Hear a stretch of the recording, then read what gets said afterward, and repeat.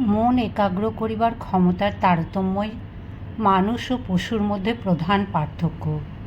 যে কোনো কাজের সাফল্যের মূলে আছে এই একাগ্রতা। একাগ্রতার সঙ্গে অল্প বিস্তর পরিচয় আমাদের সকলেরই আছে। ইহার ফল প্রতিদিনই আমাদের চোখে পড়ে।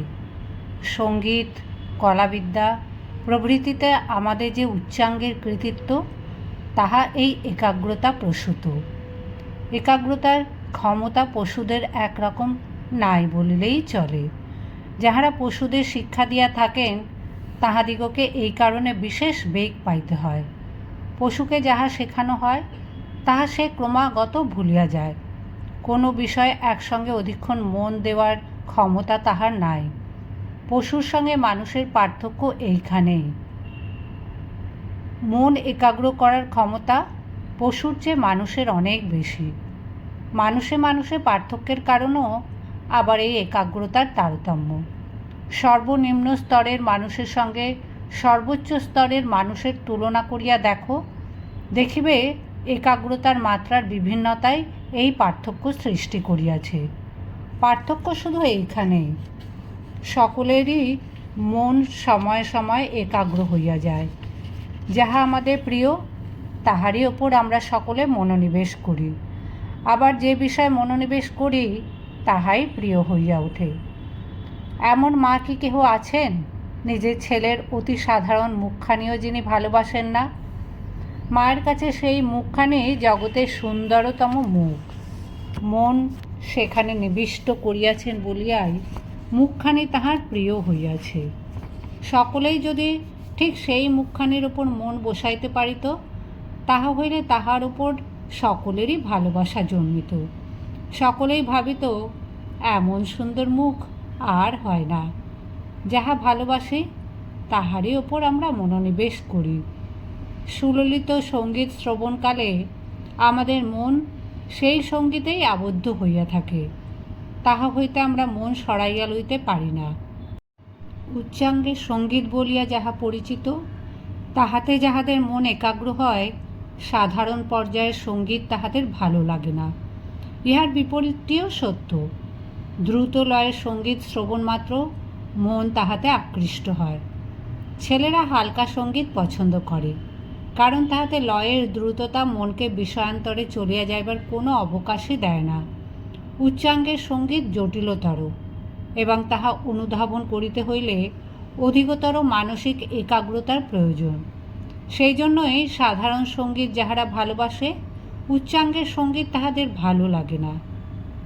এই ধরনের একাগ্রতার সবচেয়ে বড় দোষ হইতেছে এই যে মন আমাদের আয়ত্তে থাকে না, বরং মনই আমাদের চালিত করে, যেন সম্পূর্ণ বাহিরের কোনো বস্তু আমাদের মনটিকে টানিয়া লইয়া যতক্ষণ খুশি নিজের কাছে ধরিয়া রাখে। সুমধুর সঙ্গীত শ্রবণকালে অথবা মনোরম চিত্র দর্শনকালে আমাদের মন উহাতে দৃঢ়ভাবে মগ্ন হইয়া যায়। মনকে আমরা সেখান হইতে তুলিয়া আনিতে পারি না। আমি যখন তোমাদের মনোমতো কোনো বিষয়ে ভালো বক্তৃতা দিই, তখন আমার কথায় তোমাদের মন একাগ্র হয়। তোমাদের নিকট হইতে তোমাদের মনকে কাড়িয়া আনিয়া আমি তোমাদের ইচ্ছার বিরুদ্ধেও উহাকে ওই প্রসঙ্গের মধ্যে ধরিয়া রাখি। এভাবে আমাদের অনিচ্ছা সত্ত্বেও বহু বিষয়ে মন আকৃষ্ট হইয়া একাগ্র হয়। আমরা তাহাতে বাধা দিতে পারি না। এখন প্রশ্ন হইতেছে, চেষ্টা করিয়া এই একাগ্রতা বাড়াইয়া তোলা ও ইচ্ছামতো তাহাকে নিয়ন্ত্রণ করা সম্ভব কিনা? যোগীরা বলেন, হ্যাঁ, তাহা সম্ভব। তাহারা বলেন, আমরা মনকে সম্পূর্ণ বশে আনিতে পারি। নৈতিক দিক হইতে একাগ্রতার ক্ষমতা বাড়াইয়া তোলার বিপদও আছে।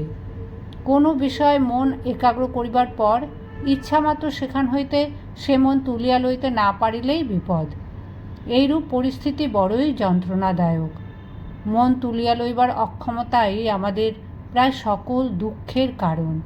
কাজেই একাগ্রতার শক্তি বাড়াইবার সঙ্গে সঙ্গে মন তুলিয়া লইবার শক্তিও বাড়াইয়া তুলিতে হইবে। বস্তুবিশেষে মনোনিবেশ করিতে শিখিলেই চলিবে না। প্রয়োজন হইলে মুহূর্তের মধ্যে সেখান হইতে মন সরাইয়া লইয়া বিষয়ান্তরে তাহাকে নিবিষ্ট করিতে পারা যায়।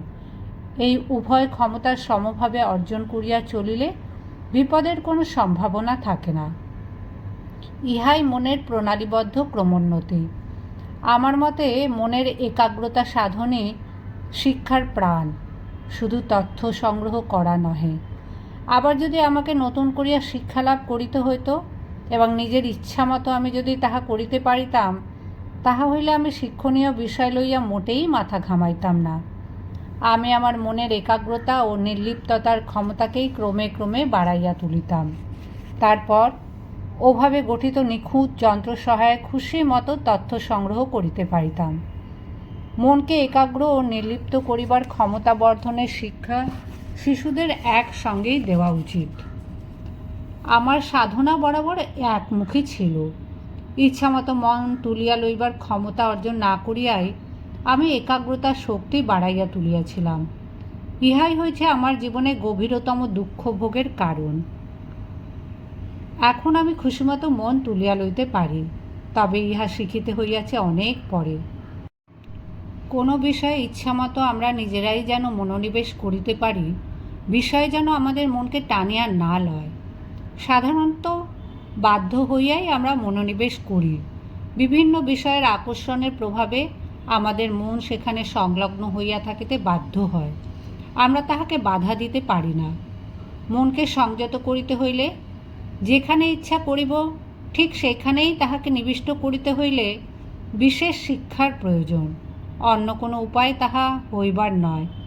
ধর্মের অনুশীলনে মনোসংযম একান্ত প্রয়োজন। এ অনুশীলনে মনকে ঘুরাইয়া মনেরই ওপর নিবিষ্ট করিতে হয়। মনের নিয়ন্ত্রণ আরম্ভ করিতে হয় প্রাণায়াম হইতে। নিয়মিত শ্বাসক্রিয়ার ফলে দেহে সমতা আসে, তখন মনকে ধরা সহজ হয়। প্রাণায়াম অভ্যাস করিতে হইলে প্রথমেই আসন বা দেহ সংস্থানের কথা ভাবিতে হয়। যে কোনো ভঙ্গিতে অনায়াসে বসিয়া থাকা যায়, তাহাই উপযুক্ত আসন। মেরুদণ্ড যেন ভারমুক্ত থাকে, দেহের ভার যেন বক্ষপঞ্জরের ওপরে রাখা হয়। কোনো সকল্পিত কৌশল অবলম্বনে মন নিয়ন্ত্রণের চেষ্টা করিও না। একমাত্র সহজ সরল শ্বাস প্রশ্বাস ক্রিয়াই এ পথে যথেষ্ট।